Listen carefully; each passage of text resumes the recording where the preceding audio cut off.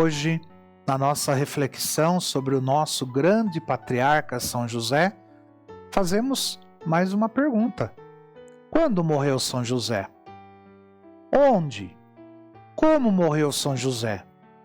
Então são perguntas inevitáveis da nossa curiosidade, de servos e devotos fervorosos do Santo Patriarca. Os estudos hoje, bem aprofundados de teólogos e historiadores, já nos dão algumas luzes sobre aquilo de que não se encontra uma só palavra nos evangelhos e nos livros sagrados. Realmente, nada se encontra na Escritura e na tradição, e nenhum dos escritos dos doutores que nos fale da morte de São José e das circunstâncias que a acompanharam. Havemos de recorrer a prováveis conjecturas e recolher as opiniões mais conformes à Escritura e à razão. Este é o método de todos os teólogos e autores josefinos, entre eles o célebre Isidoro de Solano. Quando morreu?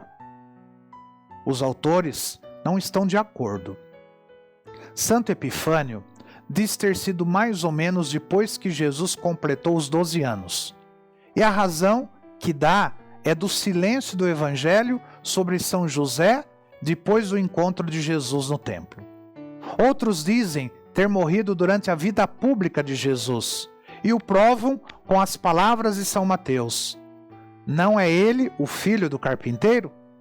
Uma terceira opinião, atribuída a São João Crisóstomo, é que São José vivia no tempo da paixão de Cristo e que esteve aos pés da cruz.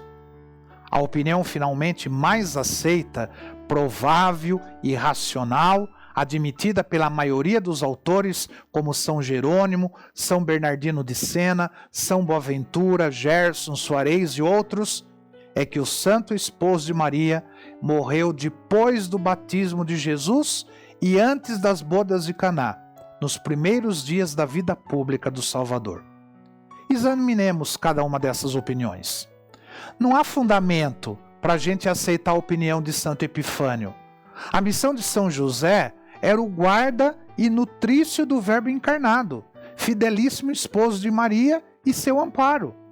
Se ele tivesse morrido quando Jesus contava apenas com 12 anos, como poderia ter realizado os desígnios de Deus e a sua missão? Que José tivesse vivido durante a vida pública de Jesus, também não encontramos fundamento no Evangelho. Por que ele não aparece nas bodas de Caná?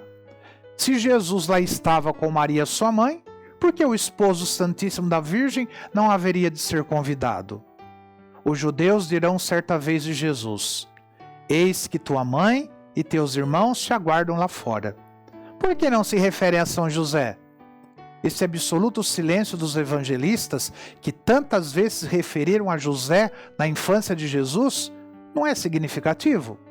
Não prova que teria já morrido o pai adotivo do Salvador? O chamarem a Jesus de filho do carpinteiro, quando ele pregava e fazia prodígios, só prova o costume dos judeus de chamarem os filhos citando o nome, o ofício dos pais, fossem esses vivos ou mortos. A opinião atribuída a São João Crisóstomo, de que José vivia no tempo da paixão, ela é rejeitada pela maioria dos autores. O maior argumento contra ela é de ter Jesus entregue a sua mãe aos cuidados de São João Evangelista, no Calvário. Pois se o esposo virginal de Maria fosse vivo, não era justo fosse recomendada a ele a mãe de Deus e não a João Evangelista? Exatamente porque Maria havia de ficar no mundo viúva e sem o filho querido, foi entregue a João, o discípulo amado. Então não há dúvida, pois, a mais racional opinião é da morte de São José pouco antes da vida pública de Jesus e depois do seu batismo no Jordão. Estava cumprida a sua missão de esposo de Maria, protetor sagrado do mistério da encarnação, sombra do Pai Eterno, sustentáculo e amparo de Jesus.